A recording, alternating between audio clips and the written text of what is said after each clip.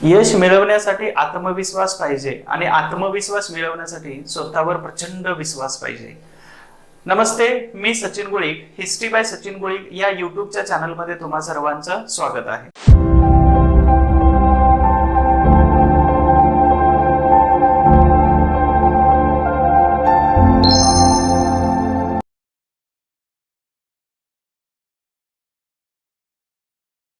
आपण या व्हिडिओच्या माध्यमातून बघतोय डिपार्टमेंटल PSI पूर्व परीक्षा 2010 साली झालेला जो पेपर आहे, ह्या पेपरमध्ये इतिहास या विषयाचे सगळे प्रश्न आपण विश्लेषणासहित आपण बघणार आहोत। तर याच्यापूर्वी आपण जे व्हिडिओ बघितले होते तर 2011, त्याच्यानंतर 2013, 2016, 2017 आणि 2021 हे सगळे व्हिडिओ तुम्ही व्यवस्थित बघितलेले आहेत। मला अशी अपेक्षा आहे की या व्हिडिओच्या माध्यमातून इतिहासाविषयी तुम्हाला सोपा वाटायला सुरुवात झाली असेल। मग या नात्याने मी एक टॅगलाईन बनवतो, ती टॅगलाईन अशी आहे की मी इतिहास शिकवतो, तुम्ही फक्त विसरून दाखवायचं। ओके, आणि त्याचबरोबर तुम्ही सगळेजण या व्हिडिओच्या माध्यमातून आणि माझी घेतलेली बॅच जी वन डे रिव्हिजन असेल किंवा फुल लेंथची बॅच असेल तर त्या निमित्ताने जोडला आहात। तर हे एक माझं नशीबच आहे की तुम्ही सगळेजण कोणत्या ना कोणत्या कारणाने माझ्याबरोबर कॉन्टॅक्ट मध्ये आहात किंवा माझ्या संपर्कात आहातच। तर तुम्हा सर्वांचं स्वागत आहे। आणि जर तुम्ही आताच्या या व्हिडिओसाठी किंवा ह्या व्हिडिओ बघण्यासाठी जर नवीन असाल तर याच्यापूर्वी हे जे दिलेले व्हिडिओ आहेत तर हे व्हिडिओ नक्की बघायला विसरू नका, कारण इतिहास तुम्हाला खूपच अवघड जात असेल तर तो इतिहास नक्कीच या व्हिडिओच्या माध्यमातून सोपा होतोय। आणि अजून एक टॅगलाईन लक्षात ठेवा, ज्यांनी PYQs बघितलेले नाहीत किंवा ज्यांना अगोदरच्या प्रश्नपत्रिका बघितल्या नाहीत तर त्या सगळ्यांसाठी येणारा पेपर हा खूप अवघड असणार आहे, कारण मी अनालिसिस करतोय एवढ्या प्रश्नपत्रिकांचं। आणि जेव्हा मी अनालिसिस आणि व्हिडिओ तुमच्यापर्यंत घेऊन येतोय तर एकाच टॉपिक वरती वारंवार प्रश्न विचारलेले आहे। म्हणजे मी एक शिकवणारा माणूस, व्यक्ती म्हणून, मार्गदर्शक म्हणून जर तुम्हाला हे सांगत असेल तर तुम्ही अभ्यागत किंवा अभ्यासक असणारे तर तुम्ही ते व्हिडिओज किंवा तुम्ही ते प्रश्न हे रिपीट झालेले कसे आहेत हे बघितलं पाहिजे। तर तुम्हा सर्वांचं परत एकदा 2010च्या या प्रश्नपत्रिका आणि उत्तरांसहित सविस्तर विश्लेषण या व्हिडिओमध्ये मी पुन्हा एकदा स्वागत करतोय। अपेक्षा आहे हा व्हिडिओ तुम्ही शेवटपर्यंत बघाल। या प्रश्नपत्रिकेमध्ये खूप जास्त क्वेश्चन विचारलेले आहेत आणि त्या सगळ्या प्रश्नांचं सविस्तर उत्तर आणि विश्लेषण देण्याचा मी तंतोतंत प्रयत्न करतोय। आपण लगेच पहिल्या प्रश्नाकडे जातोय। तत्पूर्वी काही महत्त्वाची सूचना, जर तुम्ही या YouTube चॅनलवरती जर नवीन असाल तर सबस्क्राइब करून ठेवा, म्हणजे जेणेकरून पुढचे जे व्हिडिओ आहेत ते संभाव्य सिरीज सुद्धा आपण इथे टाकणार आहोत आणि त्याचा फायदा तुमच्या परीक्षेला येणार आहे। म्हणजे मी टार्गेट ठेवलेलं आहे की जेवढे काही डिपार्टमेंट PSI ची तयारी करणारे विद्यार्थी असतील किंवा जेवढे पोलीस बांधव असतील तर ह्या सगळ्यांसाठी 15+ म्हणजे 13+ मार्क हे माझ्याकडून असणार आहे तुमच्यासाठी। ही एक बेस्ट गिफ्ट असेल। आणि अजून एक महत्त्वाचं की तुमचे 15 प्रश्न येऊ किंवा 16 प्रश्न येऊ, त्याच्यापैकी 1-2 प्रश्न 20-19 होऊ शकतात, परंतु आउट ऑफ क्वेश्चन काढण्याची मी तुम्हाला हमी देतोय आणि 100% तुम्ही शेवटपर्यंत माझ्यासोबत राहायचंय। मग मी तुम्हाला काय करतोय तर होमवर्क सुद्धा देत असतो, रोज एक टॉपिक देतोय, 5 मिनिट 10 मिनिट घालवायचे, त्यावर हमखास प्रश्न येतोच त्यावरती। तर आणि सर्वात महत्त्वाचं की तुम्हाला सुट्ट्या मिळत नाहीत। आय नो की वेगवेगळे फेस्टिवल्स असतात। भारत असा एकमेव देश आहे की ज्याच्यामध्ये प्रत्येक 2 महिन्याला काही ना काही सण आणि उत्सव असतो आणि त्याच्यामध्ये सर्वात जास्त भरडला जातो तो कोण असेल तर आर्म फोर्सेस, म्हणजेच तुम्ही सगळेजण आहात। आणि म्हणूनच शासन आणि सुव्यवस्थेचं रक्षण करते तुम्ही आहात, त्याच्यामुळे तुम्हाला पहिल्यापासून माझा सॅल्यूट आहेच। त्याचबरोबर आपण पहिल्या प्रश्नाकडे वळतोय। पहिला प्रश्न आहे 1857च्या उठावाचं वैशिष्ट्य। प्रश्न कशावरती आलेला आहे? 1857चा उठाव। मी ऑलरेडी इथे टॉपिकची नावं लिहित असतो, कारण का तर यातून तुम्हाला अंदाज येतो की टॉपिक कोणता आहे। मग तुम्हाला करायचं आहे 1857चा उठाव हा पक्का करायचा आहे, ठीक आहे। त्यामध्ये 1857च्या उठावाचं वैशिष्ट्य विचारलेलं आहे। वैशिष्ट्य काय असणार आहे? हिंदू मुस्लिम ऐक्य आहे, हिंदू मुस्लिम मराठा शीख आहे, इंग्लिश आणि मुस्लिम आणि इंग्लिश आणि मराठा, तर हे जमत नाही। तर इथे या सरळ प्रश्नाचं उत्तर आहे हिंदू आणि मुस्लिम यांचं ऐक्य। बघा या ठिकाणी मुघलांची सत्ता होती, परंतु मुघलांची सत्ता असताना सुद्धा इथे वेगवेगळे ठिकाण आहेत। मग ज्याच्यामध्ये कानपूर आहे, ज्याच्यामध्ये झाशी आहे, ज्याच्यामध्ये जगदीशपूर आहे, ज्याच्यामध्ये आग्रा आहे, ज्याच्यामध्ये मेरठ आहे। ओके, तर हे नॉर्थ इंडियामध्ये सगळे जे महत्त्वाचे ठिकाण आहेत तर ह्या महत्त्वाच्या ठिकाणांनी सगळी लोक एकत्र येत होते आणि हे एकत्र येऊन हे दिल्लीमध्ये एकत्र होण्याचं चाललेलं होतं। मग इथं असणारा जो मोगल बादशाह आहे, ह्या बादशाहाला सांगितलं की तू बादशाह हो, ठीक आहे। हे ना यांची डिग्री ऑलरेडी काढून घेतली होती बादशाही, पण याला सांगितलं तू बादशाह हो, तू फक्त नामधारी झाला तरी चालेल, आम्ही सगळी बाजू सांभाळतो। आणि म्हणूनच ह्या मोगल बादशाह म्हणजे हे जे इथून नेतृत्व करणारे लोक कोण होते तर बहुधा हे जास्तीत जास्त हिंदू सर्वात जास्त हिंदू लोक होते, म्हणजे त्याच्या जमीनदार असतील, संस्थानिक असतील किंवा राजे किंवा नवाब असतील, तर हे हिंदू आणि प्लस इथं बादशाह कोण आहे तर मुस्लिम आहे. त्याच्यामुळं 1857च्या उठावाचं वैशिष्ट्य म्हणजेच काय तर हिंदू मुस्लिम ऐक्य हे सर्वात महत्वाचं वैशिष्ट्य. आता इंग्रज आणि मुस्लिम ऑलरेडी म्हणजेच तुम्हाला कल्पना नाही करणार, 1857च्या उठावामध्ये दिल्लीमध्ये पहिल्यांदा या सगळ्या सत्ताधाऱ्यांनी किंवा ह्या सगळ्या लोकांनी दिल्लीमध्ये इंग्रजांना हुसकावून लावलं, परंतु जेव्हा परत एकदा अटॅक झाला इंग्रजांच्या माध्यमातून, तर त्यावेळी इंग्रजांनी मुस्लिम समुदायाला ग्रहीत धरून किंवा जबाबदार धरून तिथं जिवंतपणे फासावर लटकवलेलं होतं. आणि ते एवढी संख्या होती की त्याची 10,000पेक्षा जास्त संख्या इतिहासकार सांगतात. तर ते खूप विचित्र होतं आणि कारणीभूत ठरले होते कोण तर मुस्लिमांना कारणीभूत घटक ठरवलेला होता. तर ते आपण वर्णन न केलेलं बरं, एवढी विचित्र घटना आहे, पण आपल्याला इतिहास आपल्यापर्यंत तो येतच नाही. आपल्या परीक्षेपुरता आहे महत्वाचं हिंदू आणि मुस्लिम. पण हिंदू मुस्लिम वरती अजून एक प्रश्न विचारलाय की 1916चं लखनौ अधिवेशन आहे, लखनौ अधिवेशनामध्ये हिंदू मुस्लिम ऐक्य आलेले होते, एकत्र आलेले होते आणि हे अधिवेशनाचे अध्यक्ष हे अंबिकाचरण मुजुमदार होते. यावर तुमचा ऑलरेडी प्रश्न विचारलेला आहे. हिंदू मुस्लिम म्हणजे हिंदू भारतीय राष्ट्रीय काँग्रेस आणि भारतीय राष्ट्रीय काँग्रेस बरोबर मुस्लिम लीग होती. ठीक आहे. आणि त्याच्यामुळेच इथं सर्वात महत्वाचं काय सापडून जातं तर इथं 1857च्या उठावाचं वैशिष्ट्य काय आहे तर हिंदू आणि मुस्लिम ऐक्य आहे. आपण नंतर पुढच्या प्रश्नाकडे जातोय की 1907 मध्ये महर्षी कर्वे यांनी हिंगणे या ठिकाणी, हिंगणे म्हणजेच काय तर आज त्या एरियाला कर्वेनगर म्हणून ओळखले जातं. पुण्याच्या बाहेर तुम्ही असाल तर आणि माहित नसेल तर हे, आणि जर माहित असेल किंवा पुण्यामध्ये असाल विजिट केली तर कर्वेनगर मध्ये कर्वे यांच्या आश्रमाला किंवा कर्वे यांच्या संस्थेला विजिट द्यायला विसरू नका. तर या संस्थेची स्थापना केली. वर्ष दिले 1907. तर 1907 मध्ये महिला महाविद्यालयाची स्थापना केलेली होती. ह्या महिला महाविद्यालयामधूनच ह्या महर्षी कर्वे यांनी 1916 मध्ये जपान पासून प्रेरणा घेतली आणि महिला विद्यापीठ सुरू केलेलं होतं. ठीक आहे. अनाथ बालिकाश्रम हे ऍक्च्युली 1896 आणि नंतर प्लेगच्या साथीमध्ये 1899 मध्ये हे कर्वेनगर म्हणजे त्यावेळेचा हिंगणेमाळा या ठिकाणी त्यांनी शिफ्ट करून दिलेलं होतं. आता महाराष्ट्र ग्राम प्राथमिक मंडळ हे कुठं तर त्यांच्या मूळ गावी, त्यांचा जन्म झाला होता तर या गावी त्यांनी सुरू केलेलं हे सर्वात महत्वाची संस्था 1920-30 नंतरचे. समता मंच हे सुद्धा 1920 नंतर महर्षी कर्वे यांनी सुरू केलेल्या होत्या. म्हणजे सगळ्या संस्था कर्वेंच्याच आहेत. मग ऑलरेडी प्रश्न कशावरती विचारलेला आहे समाज सुधारक. ऑलरेडी मी महर्षी कर्वे यांच्यावरती बऱ्याच वेळा लेक्चर्स मध्ये दिलेले प्रश्न खूप सारे आलेले आहेत, ते एकदा वाचून घ्यायचं. मग यांना प्रश्न विचारतात नेहमी कुठं तर महर्षी कर्वे यांना मिळालेले पुरस्कार कोणकोणते आहेत पहिला प्रश्न विचारतात. त्याच्यानंतर यांच्या महत्वाच्या संस्था कोणकोणत्या स्थापन केलेल्या आहेत आणि वारंवार विचारलेली संस्था म्हणजेच कोणती आहे. 1893 मध्ये विधवा विवाहोत्तेजक मंडळ हे वारंवार विचारतात. गोदूबाई कर्वे यांच्या बरोबर विवाह केला होता. अपेक्षा करतो हे लेक्चर तुम्हाला समजते किंवा विश्लेषण समजते. आणि अजून एक सर्वात महत्वाचं, जर मी एक ग्रुप बनवलेला आहे त्या ग्रुपमध्ये जर तुम्हाला ऍड व्हायचं असेल तर मला व्हॉट्सअप करून द्या. ठीक आहे. आणि व्हॉट्सअप वरती जर तुमचं नाव सेव्ह केलं तर तुमच्यापर्यंत मी डिटेल्स किंवा तुमचा जो होमवर्क आहे तर हा होमवर्क तुम्हाला सांगून देतो. आणि त्याच्यातून रोज एक प्रश्नाची तयारी झाली तर 15 पैकी 15 प्रश्न मार्क तुम्हाला पडायला किंवा प्रश्न बरोबर यायला खूप अवघड जाणार नाही. आणि इथे हा नंबर आहे हा सेव्ह करून ठेवा. अजून काही महत्वाचे की परीक्षेचे दिवस खूप जवळ येत आहेत, भीती वाटते किंवा अभ्यास करू वाटत नाही किंवा अनेक आपल्याला काल्पनिक गोष्टी आपल्या भोवती असतात. तर ह्या सगळ्या गोष्टी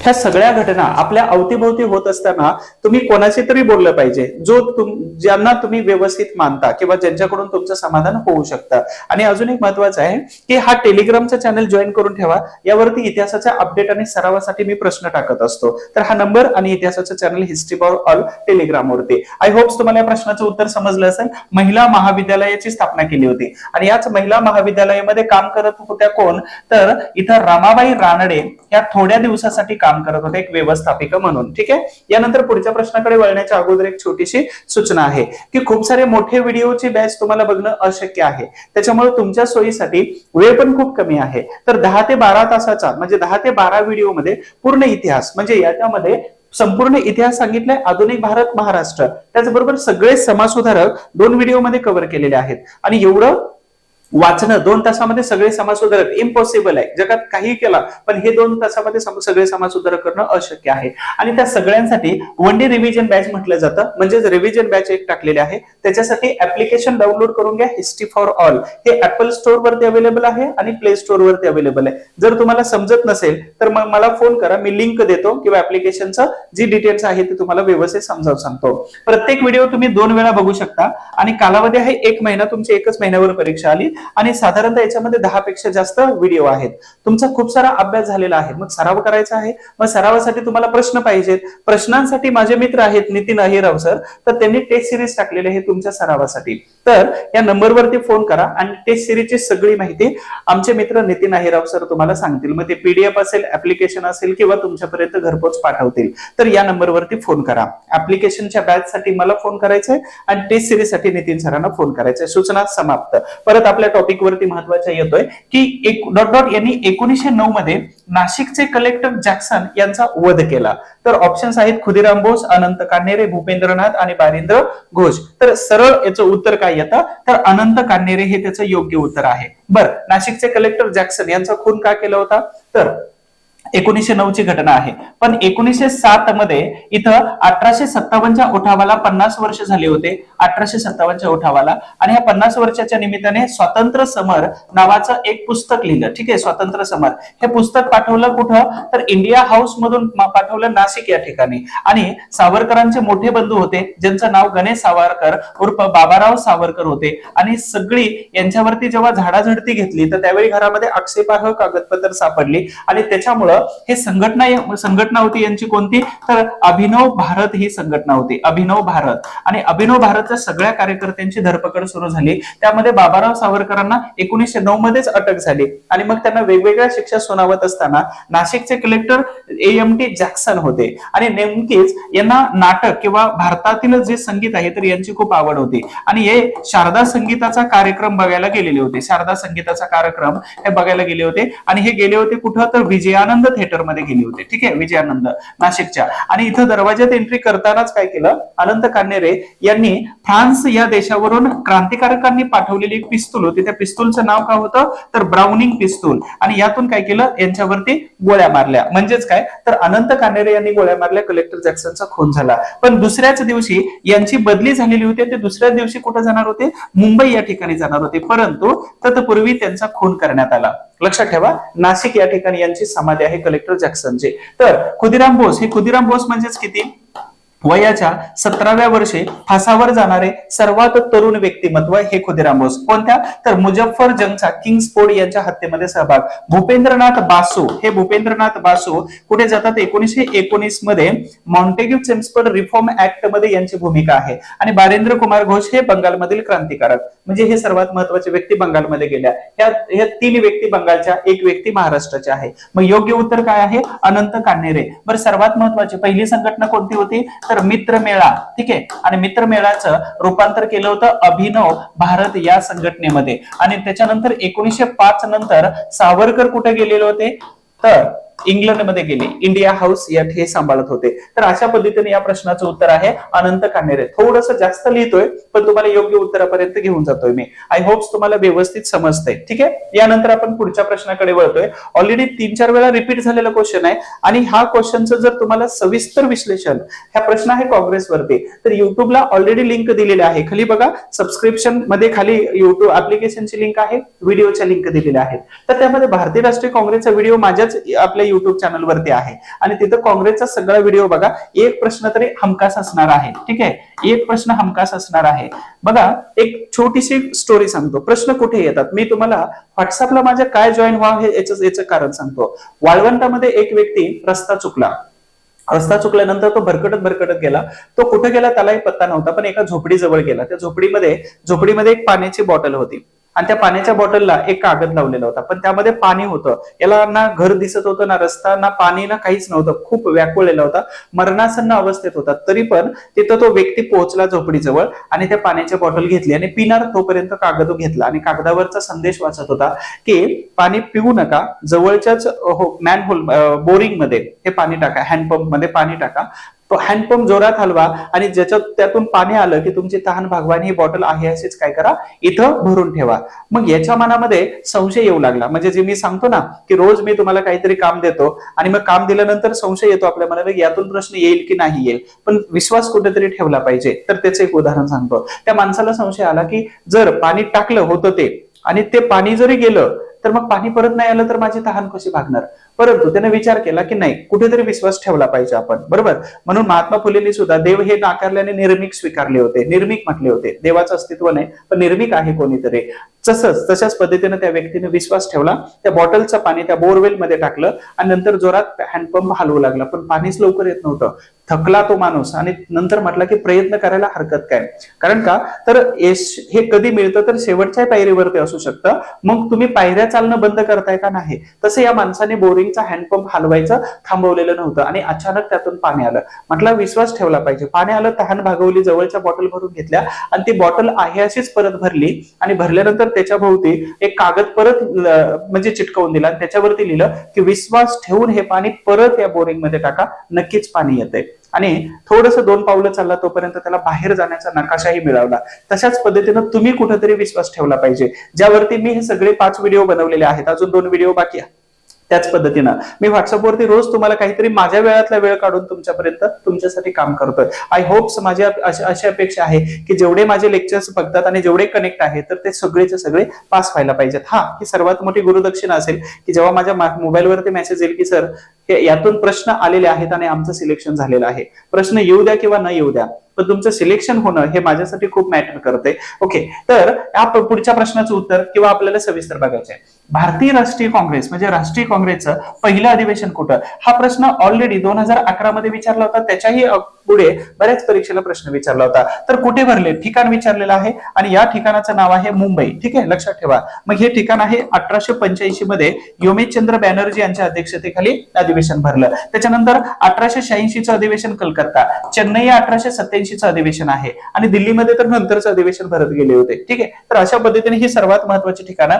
याच ठिकाणी सामाजिक परिषद सुद्धा रानडे यांनी भरवलेली होती. हे खूप महत्वाचं आहे, तर हे लक्षात ठेवा. बद्रुद्दीन तय्यबचे पहिले मुस्लिम अध्यक्ष या ठिकाणी झालेले होते, बद्रुद्दीन तय्यबचे. तर या प्रश्नाचं उत्तर आणि ही जी कन्सेप्ट आहे काँग्रेस, तर ह्या काँग्रेसचे कन्सेप्ट पूर्ण क्लिअर करायचे असेल तर 28 डिसेंबर 22 साली हे लेक्चर युट्यूबवरती टाकले, ते खाली आहे किंवा लिंक दिलेले आहे आणि लिंक दिलेले त्याच्यावर जाऊन तुम्ही लेक्चर बघू शकता. पुढचा प्रश्न आहे poverty and un British rule in India हा ग्रंथ कोणी लिहिला, म्हणजेच व्यक्ती विचारलेला आहे. हा व्यक्ती म्हणजेच काय आहे तर एक अर्थशास्त्री व्यक्ती असणार आहे. न्यायमूर्ती रानडे, फिरोजशाह मेहता, दादाभाई नौरोजी आणि स्वातंत्र्यवीर सावरकर. तर या प्रश्नाचं उत्तर आहे दादाभाई नौरोजी. यांनी काय केलं होतं तर 1868 मध्ये एक निबंध लिहिला. लक्षात ठेवा, एक निबंध लिहिला आणि तो निबंध काय होता तर हा निबंध होता poverty and un British rule in India. ठीक आहे, आणि निबंध लिहिल्यानंतर त्यांनी 1869 मध्ये त्यांनी ग्रंथ लिहिला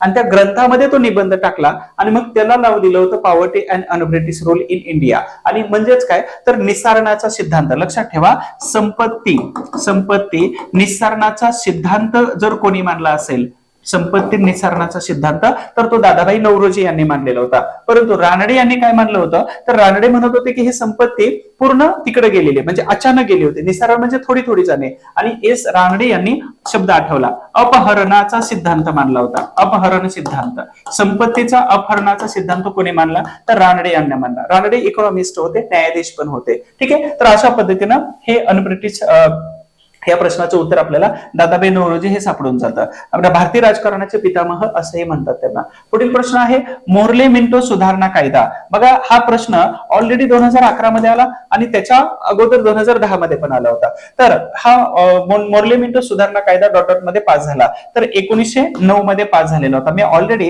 11च्या लेक्चर मध्ये याचं सविस्तर विश्लेषण दिलेलं आहे. मग 1905 ची बंगालची फाळणी, त्याच्यानंतर 1906 इथं मुस्लिम लीगची स्थापना, त्याच्यानंतर 1908 मध्ये वेगवेगळ्या क्रांतिकारी ऍक्टिव्हिटीज आणि 1909 मध्ये मग इथं सुरू झालेल्या वंगभंग आणि बंगालची फाळणी. तर याला एक भारतीय लोकांना काहीतरी वेगळं द्यायचंय, समाधानकारक उत्तर द्यायचंय.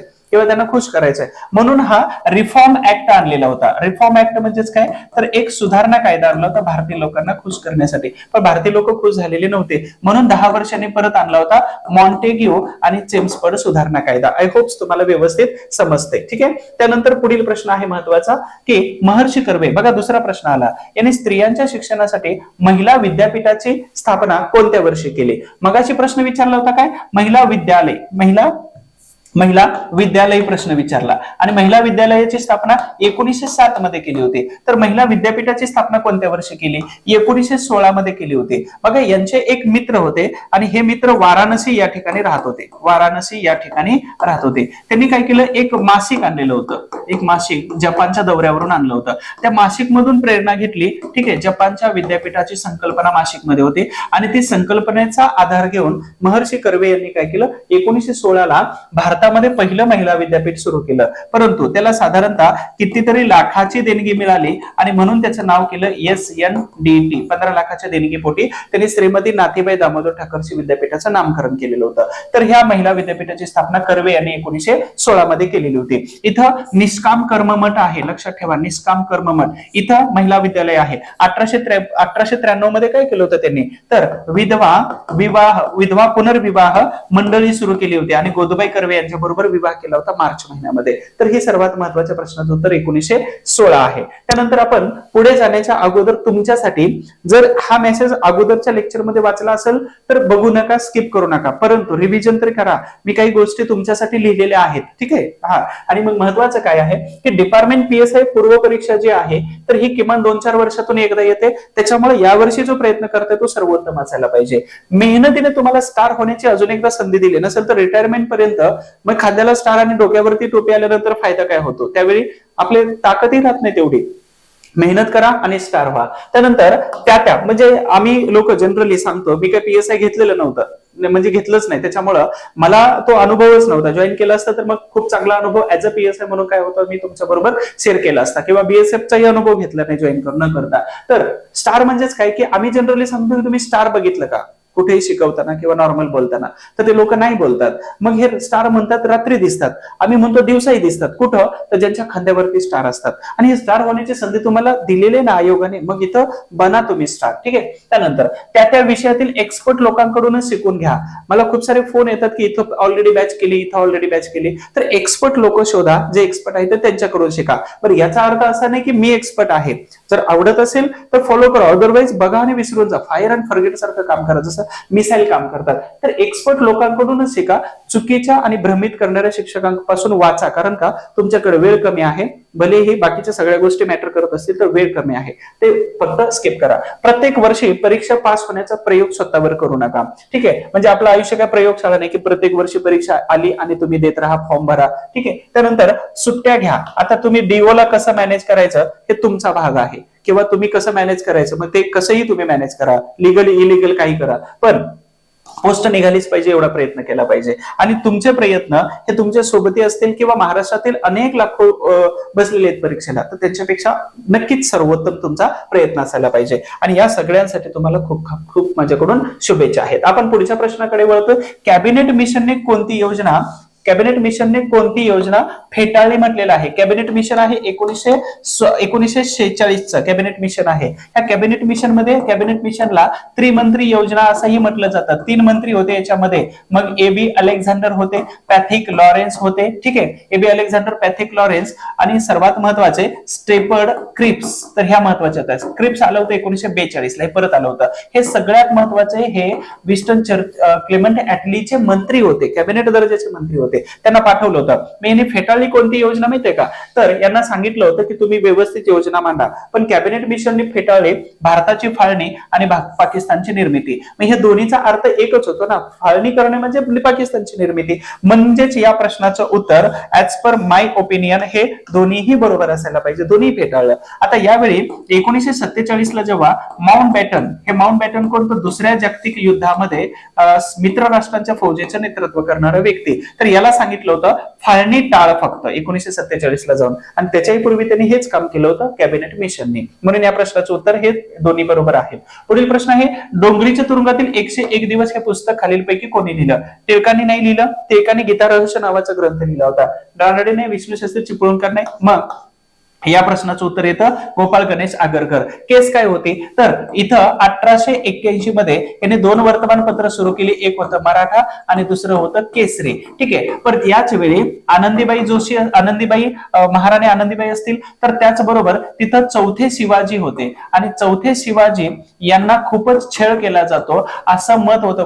कोणाच्या विरोधामध्ये? ह्या दोघांचा किंवा टिळक आणि गोखले आगरकर यांचा, तर महादेव बर्वे यांच्या विरोधामध्ये. आणि महादेव बर्वे यांच्या विरोधामध्ये यांनी काय केलं? लिखाण केलं आपल्या वर्तमानपत्रामध्ये. मग महादेव बर्वे यांनी मानहानीची केस केली. मानहानी ही तुम्हाला नवीन सांगण्याची गोष्ट नाही. बदनामी केली जाते तर मानहानीची केस दाखल होते. आणि किती नंबरचं कलम आहे मला कमेंट बॉक्स मध्ये सांगा, म्हणजे माझ्या विरोधात कोणी काय केलं तर मी पण तुमची मदत घेऊ किंवा मला नक्की फायदा होईल. तर मानहानीची केस, आणि हे म्हणजे निर्दोष सापडले. ठीक आहे. निर्दोष सापडल्यानंतर ब्रिटिश सरकारने टिळक आणि आगरकरांना 120 दिवसांची शिक्षा केली. पण तुरुंगात खूप चांगलं वागू लागले हे दोघं पण. वागू लागल्यानंतर यांची 19 दिवस वजा केले. राहिले किती? 101 दिवस. आणि कुठं तुरुंग होता? अहमदनगर या ठिकाणी. अहमदनगर ठाणे, अहमदनगर कल्याणच्या तिथं सीमेवरती आहे. ठीक आहे.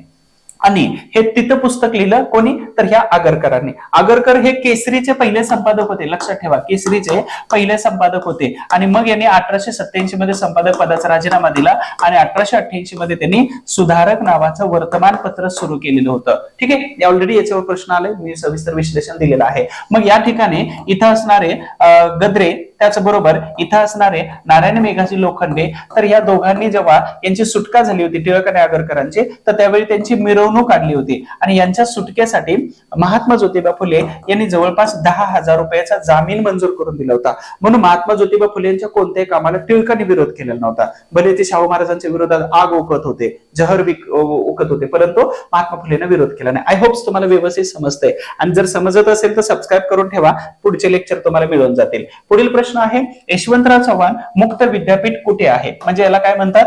YCM असं म्हटलं जातं. Yashwantrao Chavan open university, YCMOU. तर हे विद्यापीठ आहे नाशिक या ठिकाणी. यशवंतराव चव्हाण यांच्या नावाने आहे आणि त्याचे सेंटर पूर्ण महाराष्ट्रात आहेत. तिथं फक्त तुमची डिग्री कंप्लीट केली जाते, परीक्षेला जावं लागतं आणि चांगला सिलेबस आहे. बरेचसे प्रश्न हे YCMच्या पुस्तकातून येतात. त्यानंतर पुढील प्रश्न आहे, महाराष्ट्राचे मार्टिन ल्युथर किंग हे कोणास म्हटलं जातं? तर सिंपल आहे, महात्मा ज्योतिबा फुले या व्यक्तीला किंवा या महत्वाच्या समाजसुधारकाला मार्टिन ल्युथर किंग असं म्हटलं जातं. आणि हे जे वाक्य आहे तर हे वाक्य शाहू महाराज यांनी या महत्वाच्या व्यक्ती म्हणजे समाजसुधारक यांच्या प्रती हे बोललेलं वक्तव्य होतं. त्यानंतर पुढील महत्वाचे आहेत, याच्यापैकी आलेला जगन्नाथ शंकर शेठ हे मुंबईचे शिल्पकार आहेत. यांच्यावरती प्रश्न नेहमी विचारतो. रेल्वेशी संबंधित आहेत, एल्फिन्स्टन कॉलेज आहे, बरंच आहे. लोकहितवादी हे महात्मा ज्योतिबा फुले यांचे समकालीन होते. ठीक आहे. त्यानंतर विष्णू शास्त्री पंडित हे महत्वाचे सुधारक. त्याचबरोबर पुढचा प्रश्न आहे, डॉक्टर आंबेडकरांनी डॉट येथे आपल्या अनुयायांसह बौद्ध धर्म स्वीकारला. तर ते ठिकाण आहे नागपूर. तारीख आहे 14 ऑक्टोबर 1956 ची तारीख आहे. ठीक आहे. टोटल 21 वर्ष अभ्यास केलेला होता. नाशिकच्या येवला म्हणजे याला मुक्तीभूमी म्हटलं जातं. या ठिकाणी 1935 ला घोषणा केली. ती घोषणा म्हणजे सिंहगर्जना होते की मी ज्या जातीत जन्माला आलो त्या जातीत मरणार नाही. म्हणजे कोणत्या जातीत जन्माला यावं हे माझ्या हातात नव्हतं, पण कोणत्या जातीत मरावं हे मात्र माझ्या हातात आहे. आणि विजयादशमीचा दसरा असं म्हटलं जातं. त्याचबरोबर धम्मचक्र प्रवर्तन दिन म्हटलं जातं. आणि सम्राट अशोक याच्यानंतर सर्वात मोठं धम्म म्हणजे धर्माचं परिवर्तन केलेलं सर्वात मोठी घटना म्हणजे आंबेडकरांची 1956 ची घटना आहे. तर हे आहे महाड या ठिकाणी चौदार तळ्याचा सत्याग्रह. त्याचबरोबर मनुस्मृती या ग्रंथाचं दहन केलेलं होतं 1927 ला. बरं, याचा एक संदर्भ माझ्या वाचनात आला होता. ते संदर्भ देऊन मी तुम्हाला स्टोरी सांगतो की मनुस्मृती दहन करण्यासाठी आणि या दोन्ही गोष्टीसाठी महाड हे ठिकाण आंबेडकरांनी का निवडलं? याचं उत्तर हे लक्षात ठेवा, नागपूर आहे. पण याची स्टोरी सांगतो. महाड का? तर महाड आणि रायगड म्हणजे आपल्या छत्रपतींची राजधानी जवळपास 25 किलोमीटरचं अंतर आहे. पण माझ्या वाचनानुसार संदर्भ लिहून घ्या, नाहीतर तुम्ही मला प्रश्न विचाराल की कुठं आहे, तर PA गवळी औरंगाबाद यांच्या लेखकांचं पुस्तक आहे. आणि माझ्या गाईडचे ते गाईड आहेत, सिनियर आहेत खूप सारे. तर त्यांच्या पुस्तकात असं आलं होतं की छत्रपती शिवाजी महाराजांना मग ब्राह्मण मंडळींनी राज्याभिषेक करणं नाकारलेलं होतं. मग गागा भट्टाला कितीतरी लाखो होऊन देऊन पुण्यामध्ये आणलं, रायगडाला घेऊन गेलं आणि तिथं मग टिळा लावणं हे हाताने नाही तर पायाने, हे सगळ्या गोष्टी खूप विवादास्पद आहे. तिथे बोलणं योग्य युक्तिक नाही ठरत आहे. तर महाड हे ठिकाण का, तर या मनुस्मृतीनं जर छत्रपती शिवरायांना, छत्रपती शिवाजी राजांना राजा होण्याचा अधिकार नाही हे जर मनुस्मृती सांगत असेल तर मनुस्मृती जाळली पाहिजे. ती कुठं, तर राजधानीच्या ठिकाणी, ज्या ठिकाणी अपमान झाला होता माझ्या राजाचा, तिथंच जाळली पाहिजे. म्हणजेच डॉक्टर बाबासाहेब आंबेडकरांची प्रेरणा कोण होतं, तर छत्रपती शिवाजी महाराज होते. ठीक आहे. हा, गुरु म्हणून कोण होते, तर गुरुवरती ऑलरेडी प्रश्न विचारलेला आहे. सिद्धार्थ गौतम बुद्ध, त्याच्यानंतर संत कबीर आणि महात्मा ज्योतिबा फुले. जाती धर्माचा काही संबंध नव्हता, तरी पण माझ्या राजाला राजा होण्याचा अधिकार जर नाकारला तर त्याच राजधानीच्या जवळच मी या मनुस्मृती ग्रंथाचं दहन करेल. म्हणून एका सहस्त्रबुद्धे नावाच्या ब्राह्मण मित्राच्या हातूनच आणि महात्मा गांधीजींचा फोटो मंडपामध्ये लावून आंबेडकरांनी महाड या ठिकाणी मनुस्मृती जाळली आणि 14 तळ्याचा सत्याग्रह घडवून आणला होता. नाशिक या ठिकाणी येवला आहे. ठीक आहे, नाशिकचा येवला. आणि औरंगाबाद या ठिकाणी त्यांनी 50 मध्ये मिलिंद विद्यालयाची स्थापना केलेली होती आणि विद्यापीठाचं नाव आंबेडकर मराठवाडा विद्यापीठ आहे. आय होप्स तुम्हाला व्यवस्थित समजतंय. जर काही शंका असेल तर मला मात्र कमेंट बॉक्स मध्ये किंवा माझ्या नंबरवरती मला डायरेक्ट फोन करा किंवा डायरेक्ट मेसेज करा की हे असं कसं आहे किंवा इतिहास कसं समजत नाही किंवा अजून काही अडचणी असतील तर. पुढचा प्रश्न आहे, शाहू महाराजांनी 1920 साली झालेल्या ब्राह्मणेतर सामाजिक परिषदेचं अध्यक्षपद भूषवलं. तर कुठे झाली होती, हुबळी, कोल्हापूर, बेळगाव, माणगाव यापैकी कुठेही झालेली नव्हती. एकच ठिकाणी येतं, ते म्हणजे माणगाव आहे. ओके, तुम्हाला एक गंमत सांगतो की माणूस आपल्या कर्तृत्वाने आणि आपल्या कामाने आणि आपल्या प्रामाणिकतेने कोणत्याही पदावरती पोहोचू शकतो. 2009 ची गोष्ट आहे. स्वाईन फ्लू नावाचा एक रोग आला होता आणि मी पुण्यामध्ये 2008 ला आलो होतो. त्या रोगाला घाबरून मी गावाला गेलो. आणि 2009 ची गोष्ट आहे, गंमत सांगतो तुम्हाला. 2009 मध्ये माझे आई वडील ऊसतोडी करत होते. ती ऊसतोडी माणगाव या ठिकाणी करत होते. म्हणजे मी हा प्रवास कसा करत आलो, तर एक ऊसतोड्याचा मुलगा आहे मी. आणि माझ्या आई वडिलांना, आईला तर म्हणजे वाचता वगैरे येत नाही, वडिलांना थोडंसं लिहिता वाचता येतं, 4थी शिकलेले जुनी. तर या ठिकाणी ते ऊसतोडी करत होते. हा, ऊसतोड्यांचा मुलगा शिकवते ही खूप मोठी माझ्यासाठी अचिव्हमेंट आहे आणि तुमच्यासाठी एक प्रेरणा असू शकते की कारण हे बॅकग्राऊंड तुमच्यापैकी कोणाचं असेल तर मी त्यांना खरंच सॅल्यूट करतो. तर या ठिकाणी म्हणजे हेच ठिकाण आहे की ज्या ठिकाणी मी 2009 ला पुण्यातून गेलो, तिथं राहू लागलो काही दिवस. आणि मी आता मला समजते की याच ठिकाणी मी राहिलो होतो जिथं डॉक्टर आंबेडकर आणि शाहू महाराज यांनी माणगाव मध्ये परिषद घेतलेली होती. सर्वात महत्वाची गोष्ट की शाहू महाराजांनी डॉक्टर आंबेडकरांचा हात हातात घेतला आणि तिथं जमलेल्या बहुजन जनतेला सांगितलं की तुमचा उद्धार करता आलेला आहे आणि एक दिवस मला विश्वास आहे की डॉक्टर आंबेडकर तुम्हाला या असमानतेच्या, या अस्पृश्यतेच्या आणि या खाईतून बाहेर काढल्याशिवाय राहणार नाहीत. कदाचित 1947 संविधान लागू होईपर्यंत जर शाहू महाराज असते तर आंबेडकरांनी आणि शाहू महाराजांनी एकमेकांना खूपच जोराची आणि घट्ट मिठी मारली असते की राजे तुम्ही खरंच दूरदृष्टीचे आहात. हे त्यांना वाटलं असतं की मी खरं बोललो आणि खरंच झालं होतं. तर हेच मैत्री असते. म्हणजे राजा आंबेडकरांना भेटायला दादरच्या बीडीटी कॉलनीमध्ये जातात आणि सांगतात काय, तर तुम्ही ज्ञानाचे राजा आहात, तुमचा यथोचित सत्कार झाला पाहिजे. ह्या खूप मोठ्या अचिव्हमेंट आहेत. आपण कुठं राहतोय आपल्याला लक्षात येत नाही. ही असमानता, ह्या सगळ्या गोष्टींपासून परे राहिलं पाहिजे. तर ही माणगावची परिषद आहे. आता परिषदेवर प्रश्न येऊ शकतो. बघा, ही परिषद आहे कधीची, 1920 ची. परत दुसरी परिषद भरली, हे माणगावची परिषद झाली. दुसरी परिषद परत भरली होती कुठं, तर 1920 लाच भरली. ती नागपूर या ठिकाणी भरली. या परिषदेचे अध्यक्ष होते डॉक्टर आंबेडकर. आंबेडकरांना मदत दिली शाहू महाराजांनी. मग आंबेडकरांना मदत दिल्यानंतर इथं अध्यक्ष बनले कोण, तर छत्रपती शाहू महाराज. त्यानंतर 1922 ची परिषद आहे. ही परिषद भरली कुठं, दिल्लीमध्ये. अध्यक्ष कोण होते, छत्रपती शाहू महाराज. आणि काहीच दिवसामध्ये 1922 ला काळाने घाला घातला आणि 6 मे 1922 ला छत्रपती शाहू महाराज निघून गेले. म्हणजेच ह्या परिषदा परीक्षेला विचारल्या जाऊ शकतात. तर ह्या खूप आयएमपी आहे. ऑलरेडी अनेक लेक्चर मध्ये मी वारंवार सांगितलेलं आहे. पुढील प्रश्न आहे महत्वाचा, तो येण्याच्या अगोदर एक छोटीशी सूचना. तुम्हाला खूप सारा अभ्यास झालेला असेल किंवा कमी वेळेमध्ये जास्त जर पाहिजे असेल तर रिव्हिजन बॅच आहे. ह्या 10 ते 12 व्हिडिओच्या माध्यमातून तुमचा इतिहास पूर्ण पक्का होऊन जातो. आय होप्स, विश्वास ठेवा की तुमचे कमीत कमी 13-14 प्लस प्रश्न मी ह्या व्हिडिओच्या माध्यमातून तुमच्यापर्यंत आणून देणार आहे. हा, पण तुम्ही किती घेताय आणि किती सोडवताय, परीक्षा हॉलचं टेम्परेचर कसं मॅनेज करताय, तर यावर बऱ्याच गोष्टी तुमच्या मॅटर करणार आहेत. तर ही बॅच आहे, 250 रुपये फक्त फी आहे याची. हा, तुम्हाला 1 महिना बघता येऊ शकते. तुमच्या परीक्षेपर्यंत व्हॅलिडिटी वाढवून देतोय मी. 2 पट म्हणजे 2 वेळा बघता येते. 10 पेक्षा जास्त व्हिडिओ आहेत. म्हणजे मी मार्गदर्शन करतोय. ठीक आहे, प्रयत्न तुमचे असायला पाहिजे. टॅगलाईन बघा परत एकदा की प्रयत्न तुमचे आणि मार्गदर्शन आमचे. काही शंका असेल त्या नंबरवरती फोन करा.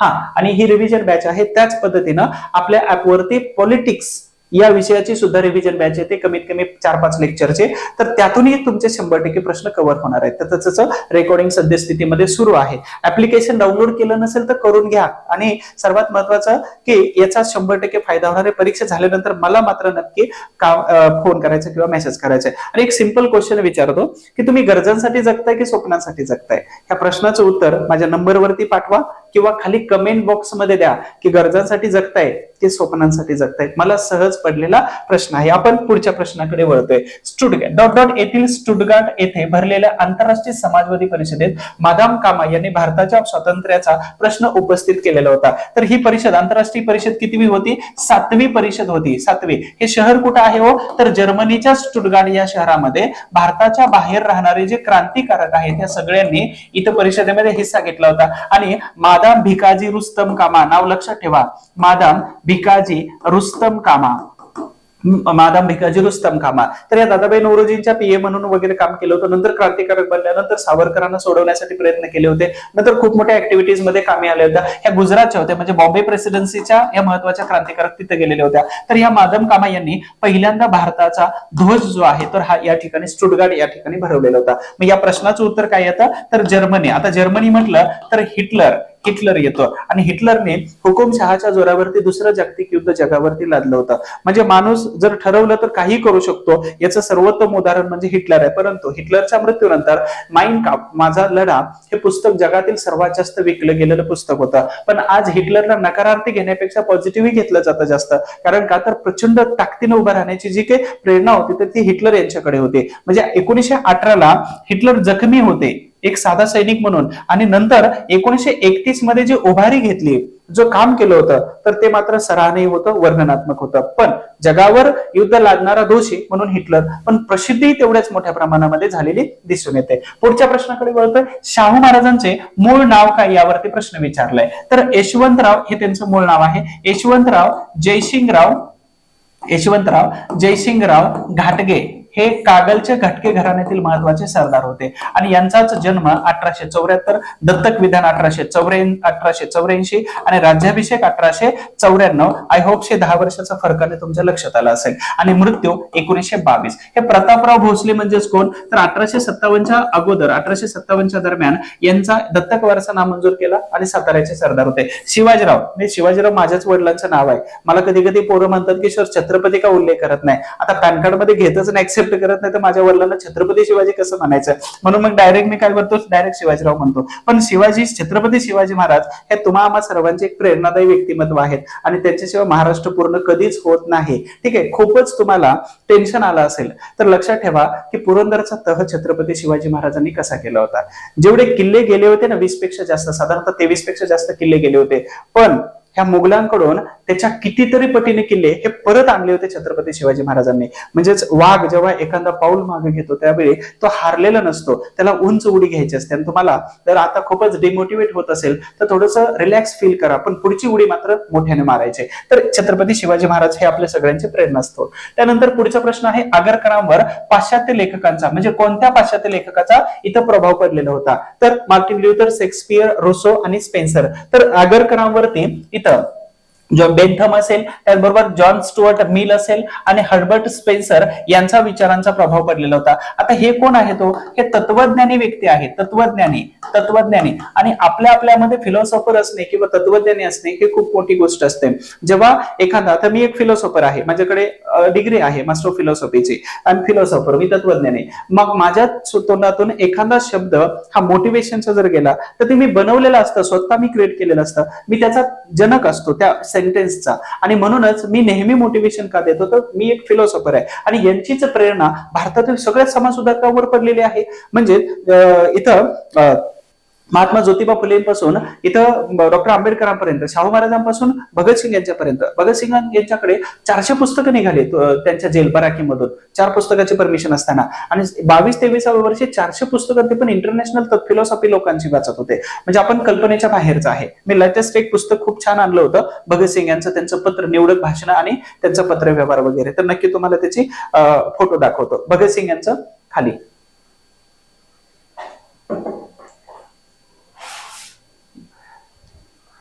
भगतसिंग यांचं पुस्तक मी खरेदी केलं. खूप सुंदर पुस्तक आहे आणि मी याचं डिटेल्स तुम्हाला पाठवेल. साधारणतः 95 रुपयेपर्यंत किंमत आहे. निवडक भाषणे आणि लेखन डी.एन. गुप्ता यांचं पुस्तक आहे. खूप सुंदर पुस्तक आहे. तुम्हाला दाखवेल मी नंतर काय आहे. ओके, या प्रश्नाचं उत्तर स्पेन्सर आहे आणि या सगळ्या लोकांचा प्रभाव पडला होता. पुढील महत्वाचा प्रश्न आहे, महर्षी कर्वेंनी डॉट डॉट येथील विधवेशी पुनर्विवाह केलेला होता. कोणत्या वर्षी केला होता? पटकन लक्षात आणायचं. 1893 ला विवाह केला होता. 11 मार्च 1893 ला विवाह केला होता. कोणाबरोबर केला होता? तर गोदूबाई हे त्यांचं नाव होतं. गोदूबाई. आता गोदूबाई यांना परत काय केलं? नामकरण केलं बाया कर्वे आणि महर्षी कर्वे यांचा तो पुनर्विवाह होता, म्हणजे दुसरा विवाह होता. तर लक्षात ठेवा, शारदा सदन हे महत्वाचं आहे. हे कोणाचं होतं? तर पंडिता रमाबाई यांचं शारदा सदन आहे. या शारदा सदनची स्थापना 1889 मध्ये 2000 ऑलरेडी 13 ला क्वेश्चन आलेला आहे, यावर 2010 ला क्वेश्चन आलेले. तर पंडिता रमाबाई यांच्या शारदा सदन मधून काय केलं होतं? तर बाया कर्वे ही विद्यार्थिनी विधवा होत्या आणि तिच्याबरोबर त्यांनी विवाह केला. बरं, अजून एक सर्वात महत्वाचं, 1893 मध्येच ह्या कर्वे यांनी काय केलं होतं? विधवा पुनर्विवाह इथं मंडळी सुरू केली होती पुनर्विवाहाला प्रेरणा देण्यासाठी. आणि सर्वात महत्वाचं की यांना आगरकर यांनी लग्नानंतर घरी बोलवलेलं होतं, पण बाकीच्या सनातनी ब्राह्मण जुन्या विचाराच्या लोकांनी बहिष्कार घातलेला होता. ठीक आहे, पण आगरकरांनी त्यात सही केली होती त्यांच्यावर as a guarantor, as a जामीनदार म्हणून. आणि अशा पद्धतीनं हे पंडिता रमाबाई यांच्या शारदा सदन मधून हे केलेलं होतं. मुक्ती सदन पंडिता रमाबाईंचंच आहे. तर पंडिता रमाबाई यांच्या संबंधी असणारे सगळे सदन तुम्हाला जोड्या लावायला विचारले जाऊ शकतात, तर कम्प्लिटली करून ठेवा. अनाथ बालिकाश्रम आहे 1896 ऑलरेडी सांगितलं होतं. सेवा सदन ही वेगळी संस्था आहे आणि प्रार्थना समाजाकडून निर्माण झालेली. पुढील महत्वाचा प्रश्न आहे, खालीलपैकी स्वराज्य पक्षाचे संस्थापक सदस्य कोण? संस्थापक आणि सदस्य असं विचारलेले, मग गडबडून जायचं नाही. तर एकच बनतं की स्वराज्य पक्ष कधी बनला? तर महात्मा गांधीजींच्या विरोधात जाऊन बनलेला होता. म्हणून या प्रश्नाचं उत्तर आहे चित्तरंजन दास यांनी. का बरं? तर 1920 मध्ये असहकार चळवळ सुरू केली. 1922 मध्ये चौरी चौरा हत्याकांड झालं होतं. चौरी चौरा हत्याकांड झालं आणि हत्याकांडामुळे 1922च्या फेब्रुवारी महिन्यामध्ये ही चळवळ मागे घेतली. मग क्रांतिकारकांचा गांधीजींच्या मतावरचा विश्वास उडाला, अहिंसा तत्वावरचा. आणि त्याच्यानंतर जे लोक अशी होती गांधीजींबरोबर होती, पण त्यांनी विचार केला की आपल्याला निवडणुका लढवायच्यात. मग यामध्ये महत्वाचे 2 लोक होते, त्यापैकी एक मोतीलाल नेहरू आणि दुसरे होते कोण? चित्तरंजन दास. मग इथं 2 गट पडलेले होते, महात्मा गांधीजी आणि ह्या दोघांमध्ये 2 गट पडले होते. एक होता कोणता? तर फेरवादी गट होता आणि दुसरा गट होता नाफेरवादी गट. ठीक आहे, अशा प्रकारचे 2 गट पडले. एक गांधीवादी गट आणि दुसरा पडला स्वराज्य पक्षाच्या संस्थापकांचा गट. तर चित्तरंजन दास अध्यक्ष झाले आणि सचिव झाले. मोतीलाल नेहरू हा पक्ष 1926 मध्ये, 1925 ला यांचा मृत्यू झाला. 26 ला हाच स्वराज्य पार्टी परत एकदा इंडियन नॅशनल काँग्रेसमध्ये विलीन झालेली दिसून येते. तर ह्या दोघांचा काही संबंध इथं येत नाही. तर अशा पद्धतीने आणि यांनी 1923 मध्ये झालेल्या निवडणुकीमध्ये विधान परिषदेमध्ये प्रवेश मिळवला आणि भारतीय लोकांचे प्रश्न सोडवण्याचा प्रयत्न केला. पुढील प्रश्न आहे, गोविंदाग्रज या टोपण नावाने डॉट डॉट यांनी कविता लिहिलेल्या होत्या. तर गोविंद एकच प्याला असेल किंवा बरेच साहित्य यांचं प्रसिद्ध आहे, ते साहित्य राज्यसेवा मुख्य परीक्षेला विचारतात. तर राम गणेश गडकरी यांना गोविंदाग्रज असं म्हटलं जातं. अजून एक नाव विचारतात, विभा शिरवाडकर, तर यांना कुसुमाग्रज म्हणून ओळखतात. तुम्हाला प्रश्न जर आला तर असे टोपण नावं पण एकदा लिहून ठेवा. कुसुमाग्रज म्हणजे विभा शिरवाडकर. ज्ञानपीठ पुरस्कार वगैरे साहित्य चांगले पुरस्कार या सगळ्यांना मिळालेले होते. तर या प्रश्नाचं उत्तर आहे राम गणेश गडकरी आणि यांची नाटकं खूप प्रसिद्ध आहेत. राम गणेश गडकरी यांची नाटकं लक्षात ठेवा. आणि हे नाटकं जे आहेत, अजून एक महत्वाचे वाक्य लक्षात ठेवा, ज्या ज्या लोकांनी दलित आणि ग्रामीण भागामध्ये जे लेखन केलेलं होतं तर ते वास्तववादी लेखन होतं. म्हणजेच जे बघितलं, जे अनुभवलं त्याचं लेखन होतं. पण यांचे जे लेखन आहे ना, हे आभासी लेखन आहे. आभासी म्हणजेच काय? तर कुठेतरी एका महलामध्ये बसून किंवा वाड्यामध्ये बसून किंवा बंद खोलीमध्ये बसून लिहिलेलं होतं. आणि शक्यतो असे सगळे पुरस्कार हे अशाच लेखकांना दिलेले आहेत. हे माझं ऑब्झर्वेशन आहे. कदाचित तुमचं ऑब्झर्वेशन वेगळं असू शकतं, मतामध्ये दुमत असू शकतं. ठीक आहे, लक्षात ठेवा. त्यानंतर सर्वात महत्वाचं म्हणजे मतामध्ये दुमत, याचा दुसरा मी एक अर्थ सांगतो की वेळ वाईट असू शकते, व्यक्ती वाईट नसतो. कदाचित लक्षात ठेवा की वेळ वाईट असू शकते, व्यक्ती वाईट नसतो. म्हणून ही वेळ चांगले आणण्यासाठी ह्या व्यक्तीनं चांगले प्रयत्न करणं गरजेचं असतं. आणि तुम्ही सगळेजण प्रयत्न करत असता. ठीक आहे, म्हणजे वेळ वाईट आहे म्हणजे तुम्हाला सुट्टी मिळत नाही, वेळ वाईट आहे, पण तुम्ही प्रयत्न करत नाही असं आहे का? नाही, करत आहे चांगले प्रयत्न. पुढील प्रश्न आहे, केसरी या वृत्तपत्राचे पहिले संपादक कोण होते? मी ऑलरेडी मगाशी सांगितलं होतं, केसरी 1881 मध्ये सुरू झालं होतं. केसरी आणि मराठा ही दोन वर्तमानपत्र सुरू झाली होती. ठीक आहे, आणि केसरीचे पहिले संपादक होते आगरकर. बरं, केसरीमध्ये संपादकीय अग्रलेख कोण लिहित होतं? तर अग्रलेख किती आहेत? साधारणतः 522 पेक्षा जास्त अग्रलेख आहेत. माझ्याकडे एक लिस्ट आहे त्या अग्रलेखांची. सरकारचं डोकं ठिकाणावर नाही, सरकारला मुंग्या येत होत्या, म्हणजे चक्कर येऊन पडेल असं टायटल लोकमान्य टिळक देत होते. आणि आगरकरांनी अगोदर सामाजिक सुधारणा की अगोदर राजकीय सुधारणा यावरून भांडण झालं, आणि आगरकर काय म्हणायचे, मला सामाजिक सुधारणा, लोकमान्य टिळक म्हणायचे मला राजकीय सुधारणा. 87 मध्ये राजीनामा दिला आणि 1888 मध्ये त्यांनी काय केलं, आपलं सुधारणा नावाचं वर्तमानपत्र, सुधारक नावाचं वर्तमानपत्र सुरू केलं होतं. तर अशा पद्धतीनं ह्या केसरी हा वर्तमानपत्राचे पहिले संपादक म्हणजे गोपाळ गणेश आगरकर हे होते. या दोघांनीच मिळून न्यू इंग्लिश स्कूल असेल, डेक्कन एज्युकेशन सोसायटी असेल, फर्ग्युसन कॉलेज असेल, तर इत्यादी महत्वाच्या संस्था स्थापन केलेल्या दिसून येतात आपल्याला. यानंतर आपण पुढचा प्रश्न पाहतोय की लाला हरदयाल यांनी गदर संघटनेची स्थापना खालीलपैकी कोठे केलेली होती? तर लाला हरदयाल म्हटलेलं आहे. तर इथं इंग्लंड, बघा भारताच्या बाहेर क्रांतिकारी काम खूप चालू होती, पण भारताच्या बाहेर कुठे चालू होती? तर एकतर कॅनडा, त्याबरोबर इंग्लंडमध्ये सर्वात जास्त, आणि अमेरिका. तर अमेरिका म्हणजेच कॅनडा आणि अमेरिका हा त्यावेळेचा एकत्र आहे. तर इथे एक शहर आहे सॅन फ्रान्सिस्को. ठीक आहे, सॅन फ्रान्सिस्को. तर या शहरामध्ये यांनी गदर या संघटनेची स्थापना साधारणतः 1913 नंतर 1915 मध्ये वर्तमानपत्र आणि पक्ष, तर अशा पद्धतीने सुरू केलं होतं. तर हे लाला हरदयाल, अमेरिकेमध्ये लाला हरदयाल आणि इंग्लंडमध्ये इंडिया हाऊस हे श्यामजी कृष्ण वर्मा यांनी सुरू केले. तिथे सावरकर राहू लागले होते. तर या प्रश्नाचं उत्तर आहे कॅनडा. यानंतर आपण पुढचा प्रश्न आहे की पुणे इथे ... मध्ये महात्मा फुले यांनी मुलींची पहिली शाळा सुरू केली. तर याचं उत्तर आहे 1848. आणि युट्यूब मध्ये खाली महात्मा फुलेंचा पूर्ण व्हिडिओ दिलेला, तो एकदा बघून घ्या. शाहू फुले, आंबेडकर सगळे दिलेले, ते व्यवस्थित बघून घ्या. अतिशय आनंदाची गोष्ट आहे, तुम्हाला सांगतो की बॉम्बे हायकोर्टाने नुकताच निर्णय दिला की भिडेवाड्याला एक स्मारक मध्ये कन्वर्ट करा. महानगरपालिकेने युद्ध पातळीवर कामाला सुरुवात केली. माझी नम्र विनंती आहे महिला मंडळांना की तुमचं श्रद्धास्थान म्हणून दगडूशेठ गणपतीकडे बघा, परंतु एकदा युटर्न करून तुमचं उदाहरण म्हणून त्याच्याकडे बघायला विसरू नका. तुम्ही बघा आणि इतरांनाही सांगा की बघा, पुण्यात आलं की गंजपेठेला विसरायचं नाही, गंजपेठ आणि भिडेवाड्याला विसरायचं नाही. बाकी तुमची जग विसरलं तरी चालतंय, माझी एक रिक्वेस्ट आहे. त्यानंतर इथे काय काय दिलेले बघा. तर 1873 इथं काय आहे, तर सत्यशोधक समाजाची स्थापना आहे. 1883 मध्ये ऑलरेडी शेतकऱ्यांचा असूड ग्रंथ लिहिलेला आहे, मी ऑलरेडी युट्यूब वरती सांगितलेलं आहे बऱ्याच वेळा.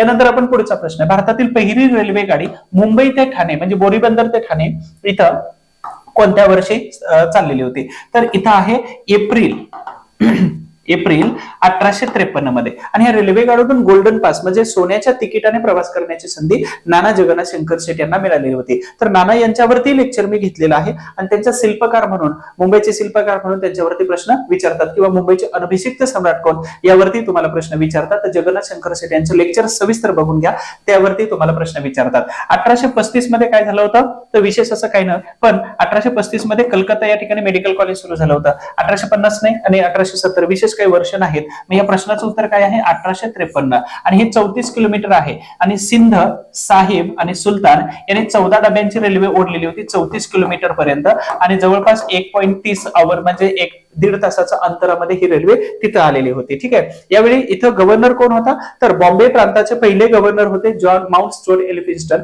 त्यांचा पुतण्या जॉन एल्फिन्स्टन हे त्यावेळेचे गव्हर्नर होते. त्यानंतर पुढचा प्रश्न आहे, डॉक्टर बाबासाहेब आंबेडकरांनी 2 प्रश्न आले यांच्यावरती. या ठिकाणी मनुस्मृतीचे दहन केलं. ऑलरेडी मी सांगितलं होतं, महाड या ठिकाणी मनुस्मृतीचं दहन 1927 ला केलं. आणि का महाड हे ठिकाण निवडलं, तर माझ्या राजाचा झालेला अपमान आणि त्याचा बदला मला हा ग्रंथ जाळून घ्यायचा आहे. आणि म्हणूनच दादासाहेब गायकवाड यांनी आंबेडकरांच्या मृत्यूनंतर म्हणजे महापरिनिर्वाणानंतर 1960 मध्ये संसदेमध्ये मनुस्मृती दहन केली होती. ही दुसरी कन्सेप्ट आहे, लक्षात ठेवा. IMP फॅक्टरच्या लेक्चर मध्ये मी सांगितलेलं आहे, संसदेमध्ये फाडलं आणि दहन पण केलं होतं दादासाहेब गायकवाड, त्यांना प्रति आंबेडकर असं म्हटलं जातं. त्यानंतर आंबेडकर यांना साताऱ्यामध्ये पहिली शाळा 7 नोव्हेंबर विद्यार्थी दिन, पुण्यामध्ये खूप चांगला त्यांचा परिचय, पुण्यामध्ये देहुरोड या ठिकाणी बुद्धांची मूर्ती स्थापन केली, पुण्यामध्ये एरोडा करार आहे, तळेगाव दाभाडे या ठिकाणी आंबेडकरांचं घर आहे, बघायला विसरू नका. एक स्मारक बघायला विसरू नका, कारण ते स्मारक भले इतिहास मुका आहे पण ते स्मारक जिवंत करून देतात. ठीक आहे. त्यानंतर पुढील महत्वाचं आहे, महर्षी कर्वे यांना भारत सरकारकडून भारतरत्न व डॉट डॉट ह्या पदव्या देऊन त्यांचा गौरव केला. काय म्हटलंय? भारत सरकारकडून म्हटलेलं आहे, भारत सरकारकडून. मग इथं भारत मित्र पुरस्कार येत नाही आणि LLD हे दोन्ही पुरस्कार येत नाहीत. मग पद्मभूषण हा पुरस्कार त्यांना दिला जातो. तर इथं पद्मश्री आहे, ठीक आहे, पद्मश्री आहे, त्याच्यानंतर पद्मभूषण, पद्मभूषण, त्याच्यानंतर पद्म विभूषण आणि शेवटचा पुरस्कार आहे तो भारत रत्न पुरस्कार आहे. पुढील प्रश्न आहे, शेड्यूल कास्ट फेडरेशनची स्थापना खालीलपैकी कोणी केली होती? तर शेड्यूल कास्ट फेडरेशन म्हटले, मग या प्रश्नाचं उत्तर आहे डॉक्टर बाबासाहेब आंबेडकर. तर या सविस्तर मी आता जास्त विश्लेषण नाही देते, कारण का तर ऑलरेडी मी युट्यूब वरती टाकलेले आहे आणि तुम्ही नक्कीच ते व्हिडिओ बघितलेले आहेत किंवा बघणार आहात की त्यातून बरेच प्रश्न कव्हर होतात. त्याच्यामुळे या प्रश्नाचं उत्तर आहे डॉक्टर बाबासाहेब आंबेडकर. वीरा शिंदे यांचं डिप्रेस क्लास मिशन हे आहे 1906 चे. शाहू महाराज ऑलरेडी राजे होते, ठीक आहे, आणि राजे आहेत आणि दुसरे राजर्षी हा शब्द लागणारे भारतातील पहिले राजे आहेत, ते जगातील पहिले राजे, त्यांना राजर्षी हा शब्द वापरला गेलेला आहे. ठीक आहे. 1919 मध्ये कानपूरच्या कुर्मी समाजाने त्यांना बहाल केलेली पदवी होती. दुसरी महत्वाची गोष्ट की 12व्या वर्षी छत्रपती शिवाजी महाराजांना छत्रपती ही पदवी तुकाराम महाराजांनी दिली होती. याच्यापूर्वी सम्राट, राजा हे सगळे पदव्या दिले होते, पण शिवाजी महाराज छत्रपती लावणारे पहिले राजे, राजर्षी हा शब्द लावणारे छत्रपती शाहू महाराज पहिले राजे. तर हे for your kind information extra.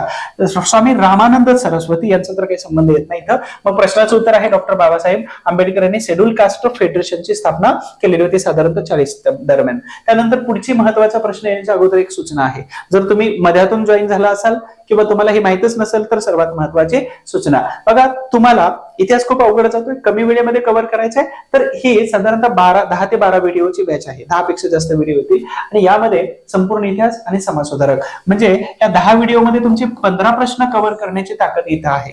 मग प्रश्न इथं सगळा ही बॅच जर घ्यायची असेल तर ऍप्लिकेशन डाउनलोड करून घ्या आणि हे जर नाही समजत आहे तर तुम्ही इथं मला फोन करा. या नंबरवरती फोन केला तर सगळे ऍप्लिकेशन असेल, त्याचबरोबर PDF असेल किंवा अजून डेली टास्क असेल तर याची माहिती तुम्हाला सविस्तर देतो. आणि या नंबरवरती मला मेसेज करून दिलं तुमचं नाव आणि ड्युटी प्लेस, तर तिथून कधी जात असताना चहा पिऊ आपण. ठीक आहे. याच्यासाठी ड्युटी कुठे करता ये महत्वाचं आहे आणि तुमचं नाव, परिचयासाठी नाव आणि डेलीचा टास्क देतो, सेव्ह करून ठेवा. आणि ह्यामध्ये तुम्हाला PDF देतोय, 10 व्हिडिओ आहेत, डाउनलोड करा, कधी बघा, 2-2 वेळा बघा, पाठ होऊन जाईल तुमचं. कमी वेळेमध्ये जास्त प्रोडक्टिव्ह इन्फॉर्मेशन. खूपच वाचन झालेलं आहे पण प्रश्नांचा सरावच नाही. याच्यासाठी आमचे मित्र नितीन अहिरराव सरांनी टेस्ट सिरीज लॉन्च केली, तर याच्यासाठी त्यांना नंबरवरती फोन करा, डिटेल्स मध्ये माहिती अहिरराव सर तुम्हाला सांगतील. तर हे दोन्ही घटना महत्वाच्या सूचना तुम्हाला सांगितल्या. पुढचा प्रश्न आहे, 1919 मध्ये अखिल भारतीय खिलाफत परिषद डॉट डॉट या ठिकाणी सुरू झाली होती. तर खिलाफत परिषद मद्रास नाही, मुंबई नाही, कलकत्ता नाही आणि दिल्ली. आता सर्वात महत्वाचं की ही परिषद दिल्ली या ठिकाणावरून सुरू झाली आणि त्याचं सर्वात पहिले जे अध्यक्ष म्हणून राहिले होते तर ते महात्मा गांधीजी, आणि त्याच्यानंतर ही परिषद मुस्लिम समुदायाकडे सुपूर्द केलेली होती. पण 1942 मध्ये छोडो भारत आंदोलन मात्र मुंबईमधून सुरू झालेलं होतं. तर अशा पद्धतीने या प्रश्नाचं उत्तर हे दिल्ली आहे 1920चं. त्यानंतर महत्वाचं, बहिष्कृत हितकारिणी सभेची स्थापना ऑलरेडी 2011 मध्ये प्रश्न विचारला होता. तर ह्या बहिष्कृत हितकारिणी सभेची स्थापना डॉक्टर बाबासाहेब आंबेडकरांनी केलेली होती. ठीक आहे. जुलै 1920 मध्ये 11वर प्रश्न विचारलेला आहे.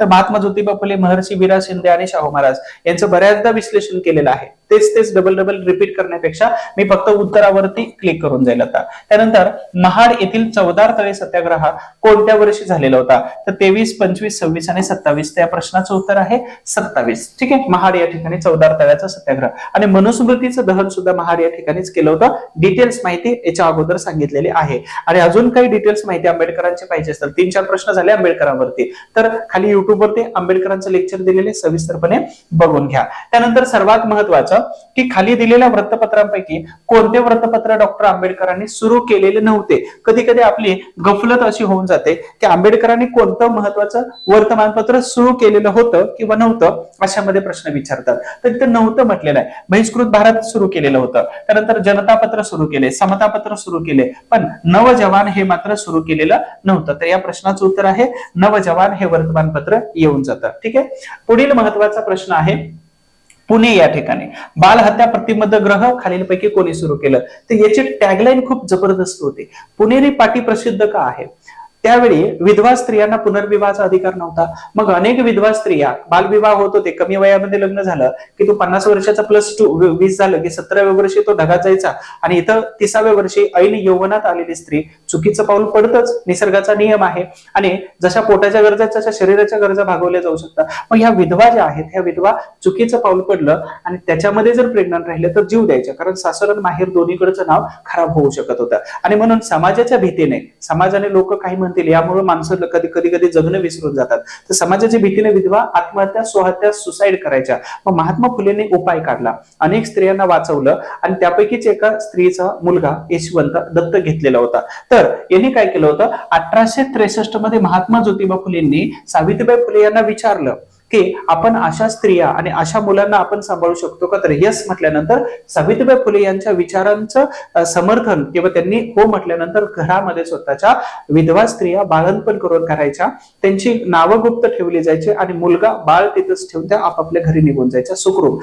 मग पाटी काय होती की विधवा आणि गरोदर किंवा प्रेग्नंट स्त्रियांनी तुम्ही इथं या, तुम्ही इथं बाळंतपण सुखरूप करा, तुमचं नाव गुप्त राखलं जाईल आणि बाळ सुद्धा सुखरूप ठेवलं जाईल आणि बाळंत होऊन तुम्ही तुमच्या घरी सुखरूप जा.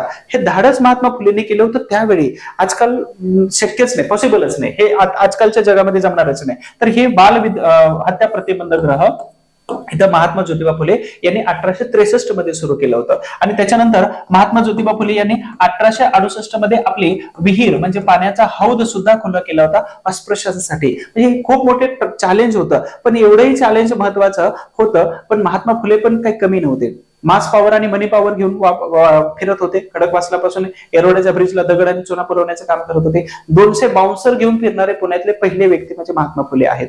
त्याचा इतिहास माहीत करून घ्यायचा असेल तर फोन करा, मग डिटेल्स मध्ये सांगतो तुम्हाला काय प्रकार येतो. आता ईश्वरचंद्र विद्यासागर 1856 मध्ये विधवा विवाहाचा कायदा त्यांनी पास करून आणला होता. त्याचबरोबर कर्वे आणि रानडे ऑलरेडी मी सांगितलेलं आहे. त्यानंतर पुढील आहे करा किंवा मरा ही घोषणा कोणी दिली? तर करा किंवा मरा ही घोषणा महात्मा गांधीजी यांनी 1942 मध्ये दिलेली होती. पण याला एक उलटी घोषणा दिली होती. तर मरा नाही तर मारा ही लाल बहादूर शास्त्री यांनी घोषणा दिली होती. महात्मा गांधीजी म्हणायचे करा किंवा मरा, लाल बहादूर शास्त्री काय म्हणायचे तर मरा नाही तर मारा. तर ही यांची घोषणा होती 1942 ची. त्यानंतर महत्वाचा 1908 जून मध्ये लोकमान्य टिळकांवरील खटल्याची सुनावणी सुरू झाली. त्यावेळी त्यांच्या कैद्याच्या निषेधार्थ खालीलपैकी कोणी संप पुकारलेला होता? तर सर्वात महत्वाचं की मुंबईतील कामगार गिरणी कामगार जे होते त्या कामगारांनी टिळकांच्या समर्थनार्थ संप पुकारलेला दिसून येतं. तर हे उत्तर इथं आहे. ठीक आहे. त्यानंतर पुढील प्रश्न आपण घेतोय मुस्लिम लीगची स्थापना कोणत्या वर्षी झाली? म्हणजे वर्ष विचारले 1906, 8, 9 आणि 19. तर 1906 मध्ये कोणी फूस दिली होती? तर लॉर्ड कर्झन यांनी सांगितलं. काय सांगितलं की हे काँग्रेस जे आहे ही हिंदू समुदायाची काँग्रेस आहे, मुस्लिम समुदायासाठी काहीही करणार नाही आणि म्हणूनच इथं असणारे खान बंधू, ठीक आहे, खान बंधू यांना आम्हीच दाखवलं कर्जनी की तुम्ही सगळ्यांनी वेगळं व्हा, तुमच्या सोयी सुविधेसाठी काहीतरी करू. हा कर्जनी केलं पण बरं का. याने जे केलं होतं तर 1909 मध्ये स्वतंत्र मतदारसंघ दिलेला होता.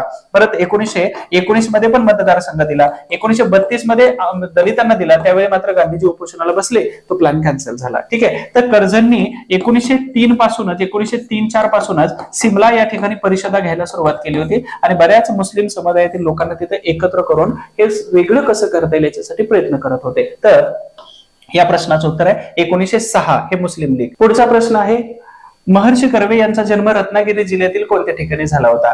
तर दापोली, मुरुड, सेखली आणि सेरवली आणि खेड. इथं सेखली दिसतं तुम्हाला, पण ऍक्च्युअली आयोगाने सेरवली असं द्यायला पाहिजे होतं. तर हे सेरवली या ठिकाणी झाला होता. कोणत्या वर्षी? 1858 मध्ये. यांचा मृत्यू आहे 1962 आणि 1958 मध्ये 100 वर्ष पूर्ण केले म्हणून त्यांना भारतरत्न पुरस्कार दिला. ते महाराष्ट्रातील पहिले व्यक्ती ठरलेले होते. तर इथं सेरवली असं म्हणायचं, सेरवली असं वाचा, सेखली असं नाही. आयोगाने टायपिंग मिस्टेक केलेली आहे. ठीक आहे, मुरुड जंजिरा तिथंच येऊन जातं. त्यानंतर पुढील प्रश्न आहे, आग्रा शहराचे संस्थापक कोण? मध्ययुगीन भारताच्या इतिहासातला एक प्रश्न विचारलेला आहे. तर या प्रश्नाचं उत्तर आहे सिकंदर लोधी. हा अपवादात्मक परिस्थितीमध्ये प्रश्न आलेला आहे. असे प्रश्न येणार नाहीत याची हमी मी देतो तुम्हाला. आला तर तो कदाचित एखादा एरिया किंवा कालावधी याच्यावरती येऊ शकतो प्रश्न. ठीक आहे, तर सिकंदर लोधी म्हणजे वेगवेगळे घराणे जे होते तर त्याच्यामध्ये लोधी घराणे, आणि त्या लोधी घराण्यामध्ये एक चांगला राजा होता सिकंदर लोधी, सुलतान सिकंदर लोधी. तर यांनी आग्रा शहराची स्थापना केली. ठीक आहे, पुढील महत्वाचा प्रश्न आहे, गो ग आगरकरांनी ... हे वर्तमानपत्र सुरू केलं. तर सुधारक हे वर्तमानपत्र सुरू केलं होतं 1888 मध्ये. 87 मध्ये राजीनामा दिल्यानंतर. तर लोकहितवादी शतपत्र लिहित होते प्रभाकर मध्ये. ज्ञानशब्द आणि ज्ञानप्रकाश हे वर्तमानपत्र वेगळ्या कॅटेगरीमध्ये जातात. त्यानंतर पुढील प्रश्न आहे, डॉक्टर आंबेडकरांनी गुलमेज परिषदेत ... ची मागणी केली. स्वतंत्र मतदारसंघ, आरक्षण, मंदिर प्रवेश आणि स्त्री शिक्षण. सध्या गाजत असलेला विषय म्हणजे आरक्षण आहे. ठीक आहे, आरक्षण आहे. सुप्रीम कोर्टाने 52% जरी लिमिटेशन दिलं असेल, एक सीमारेषा दिली असेल, तर कोणत्याही संविधानामध्ये कोणत्याही कलमामध्ये असं नाही की 52% असायला पाहिजे, परंतु ते क्रॉस करूनही जाता येतं. दक्षिण भारताचं तामिळनाडू हे राज्य उदाहरण आहे. पण सध्या गाजत असणारा विषय आरक्षण आहे. आणि अजून एक महत्वाचं आहे की त्यावेळी डॉक्टर आंबेडकरांचे म्हणजे डॉक्युमेंट्स आहेत ओरिजिनल, त्याचे पुरावे आहेत की आंबेडकरांनी प्रत्येक कॅटेगरीला रिझर्वेशन मिळावं याची सोय केलेली होती, परंतु काही कॅटेगरींनी ती नको म्हटले आम्हाला. आणि सद्यस्थितीमध्ये मात्र राजकारण आरक्षणावरून खूप मोठा प्रचंड वाद सुरू आहे आणि त्याच्यामध्ये तुम्ही सगळेजण बंदोबस्ताला जाताय, अभ्यासाला सुट्ट्याच मिळत नाही. ते एक शोकांतिकेचा भाग आहे. तर डॉक्टर आंबेडकरांनी स्वतंत्र मतदारसंघ ही संकल्पना किंवा ही मागणी मागितलेली होती. कोणाकडे?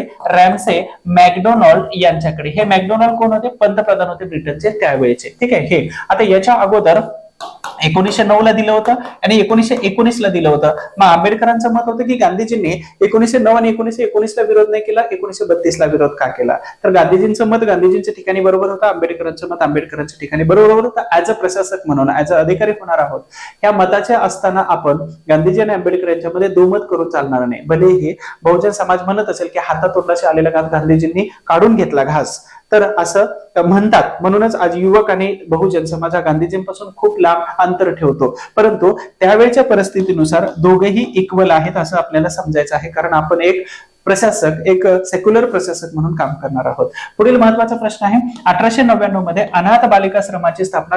यांनी केलेली होती. तर ऑलरेडी कित्येक वेळा सांगून झालेला आहे. अनाथ बालिकाश्रमाची स्थापना हे 1899 मध्ये धोंडो केशव कर्वे यांनी केली. ती शिफ्ट करून घेतलेलं होतं. तर बरेच प्रश्न ऑलरेडी रिपीट झालेले आहेत बऱ्याच वेळा, म्हणून मी विश्लेषण जास्त सांगत नाही. तर आझाद हिंद सेनेतील झाशीची राणी या पथकाच्या प्रमुख कोण होत्या? तर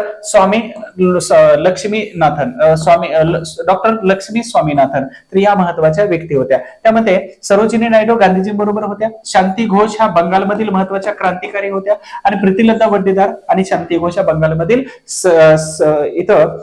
सेन यांच्या बरोबर क्रांतिकारी करणाऱ्या महत्वाच्या क्रांतिकारक. तर स्वामीनाथन ह्या महत्वाच्या होत्या. त्याचबरोबर प्रेसिडेंट्स या इलेक्शनसाठी उभा राहिल्या होत्या, परंतु अब्दुल कलामजी यांच्याकडून त्यांची हार झाली होती. त्यानंतर पुढे ...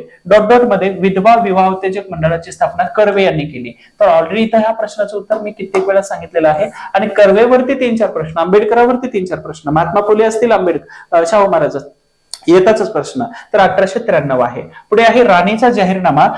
मध्ये प्रसिद्ध झाला होता. तर राणीचा जाहीरनामा नोव्हेंबर 1858 मध्ये. कोणी वाचून दाखवला? लॉर्ड कॅनिंग यांनी वाचून दाखवला. गव्हर्नर जनरल हे पद समाप्त केलं आणि या ठिकाणी व्हाईसरॉय या पदाची निर्मिती केलेली होती. हा जाहीरनामा कोणी बनवलेला होता? तर हा जाहीरनामा ब्रिटनचे प्राईम मिनिस्टर यांनी बनवला आणि राणी व्हिक्टोरिया यांच्यासाठी तो जाहीरनामा वाचून दाखवलेला होता लॉर्ड कॅनिंग यांनी. कुठून वाचून दाखवला? तर इलाहाबाद या ठिकाणावरून तो जाहीरनामा वाचून दाखवला आणि राणीने सांगितलं की कोणत्याही 1857च्या उठावाला कारणीभूत ठरणाऱ्या घटना ह्या परत होणार नाहीत याची मी हमी देते किंवा काळजी घेते. तर अशा पद्धतीने हा जाहीरनामा वाचून दाखवला. त्यानंतर खालीलपैकी नानासाहेब पेशवा म्हणून कोणाला ओळखलं जातं? आता नानासाहेब पेशवा म्हणून कोणाला ओळखलं जातं हा प्रश्न आहे. तर बाजीराव बालाजी बाजीराव, बाळाजी विश्वनाथ आणि रघुनाथराव. तर बाळाजी बाजीराव यांना इथं महत्वाचा उल्लेख केला जातो. तर बाजीराव इथं 1 आणि बाजीराव इथं 2 जातात. तर पहिले बाजीराव पराक्रमी, दुसरे बाजीराव मात्र आपल्या आपल्या उद्योगधंद्यामध्येच बिझी असायचे, ते रिकामी उद्योगधंदे होते. तर बाळाजी विश्वनाथ म्हणजेच हे फाउंडर होते, ठीक आहे, पेशव्यांचे. रघुनाथराव म्हणजेच ह्या दुसरा बाजीराव पेशव्यांचे वडील होते. म्हणून या प्रश्नाचं उत्तर बाळाजी बाजीराव येतं. त्यांना नानासाहेब पेशवा असं म्हटलं जातं. ठीक आहे. पुढील महत्वाचा प्रश्न आहे, आर्थिक निसरणाचा सिद्धांत कोणी मांडला? रिपीट झालेला प्रश्न आहे. दादाभाई नौरोजी यांनी आर्थिक निसरणाचा सिद्धांत मांडला. आणि अपहरणाचा जो सिद्धांत आहे, अपहरणाचा सिद्धांत हा न्यायमूर्ती रानडे यांनी मांडला. अगोदर पाठीमागे मी सांगितलेलं होतं. आणि हा मांडला होता 1869 मध्ये. दादाभाई नौरोजी भारतीय राजकारणाचे पितामह. सूचना आहे, कमी वेळेमध्ये इतिहासाचं पूर्ण रिव्हिजन जर करायचं असेल तर तुम्हाला ही रिव्हिजनची बॅच आहे. 250 रुपयामध्ये तुम्हाला 10 व्हिडिओ मिळतात. ऍप्लिकेशन डाउनलोड करा, म्हणजे सगळे प्रश्न आपण सविस्तरपणे विश्लेषण करून घेतलेले आहेतच, बरोबर. आणि त्याचबरोबर ऍप्लिकेशन डाउनलोड करून घ्या. ऍपल स्टोअर आणि प्ले स्टोअर दोन्हीवरती तुम्हाला हे ऍप्लिकेशन अवेलेबल आहे. व्हिडिओ बघा आणि इतिहासात पैकीच्या पैकी मार्क मिळवा, ही टॅगलाईन वापरा. म्हणजे प्रयत्न तुमचे आणि मार्गदर्शन आमचं. अभ्यास यासाठी तुम्हाला फोन करायचे किंवा डायरेक्ट प्ले स्टोअरवरून तुम्ही बॅच घेतली तरी चालतंय. आणि माझ्याबरोबर कनेक्ट व्हायचं असेल, होमवर्क रोज करायचं असेल तर माझा नंबर सेव्ह करा आणि मला मेसेज करा, तुमचं नाव आणि ड्युटी प्लेस. आणि तुमचा खूप सारा अभ्यास झालेला आहे, परंतु प्रश्नांचा सराव करायचा आहे. तर त्याच्यासाठी आमचे मित्र नितीन अहिराव सर यांची टेस्ट सिरीज आहे. त्या टेस्ट सिरीज साठी तुम्हाला दिलेल्या नंबरवरती फोन करायचा आहे किंवा डायरेक्ट फोन पे गुगल पे केलं की तुम्हाला ते पीडीएफ किंवा ऍप्लिकेशन मध्ये जे काही त्यांचं मटेरियल आहे तुम्हाला देतील. त्यातून भरपूर सराव करा. विश्लेषण पण केलेलं आहे आणि चांगले क्वालिटीचे प्रश्न आहेत तिथं. म्हणजे इथं शिका आणि इथं सराव करा. तर ह्या दोन्हीचा संगनमत तुम्हाला साधायचा आहे. अशा पद्धतीनं हे लेक्चर हे शेवटपर्यंत तुम्ही बघितलं, त्याच्याबद्दल मी तुमचा मनापासून आभारी आहे. युट्यूब चॅनलवरती जर तुम्ही नवीन असाल तर सबस्क्राईब करायला विसरू नका. लेक्चर कसं वाटलं हे कमेंट बॉक्स मध्ये सांगा. आणि सर्वात महत्वाचं, मी शेवटी एक प्रश्न विचारला होता की तुम्हाला स्वप्नांसाठी जगायचे आहे की गरजांसाठी, तर हे कमेंट किंवा माझ्या नंबरवरती सांगितलं तरी चालेल. आणि जर तुमच्या स्वप्नांसाठी जगायचं असेल तर मात्र तुमच्या अभ्यासाचं स्पीड आणि जगण्याच्या कला ह्या मात्र सर्वोत्तम असायला पाहिजेत. हे लिहून ठेवा कुठेतरी, ठीक आहे. आयुष्य म्हणजे प्रयोगशाळा बनवायची नाही आणि त्याच्यासाठी तुम्हाला खूप खूप शुभेच्छा आहेत चांगल्या याच्यासाठी. अभ्यासात काय अडचण आली, नंबर दिलेला आहे, सेव्ह करा आणि या नंबरवरती तुम्ही संपर्क केला तरी चालेल, ठीक आहे. अभ्यास असेल, इतिहास असेल किंवा अजून काही ऍक्टिव्हिटीज तुम्हाला बोलायचं असेल तर याच्यावरती बोलू शकता. आणि सर्वात महत्वाची एक मोटिवेशन लाईन आहे की खुद पर विश्वास करना एक जादू जैसा होता है. स्वतःवर विश्वास ठेवणं एक जादू सारखं असतं.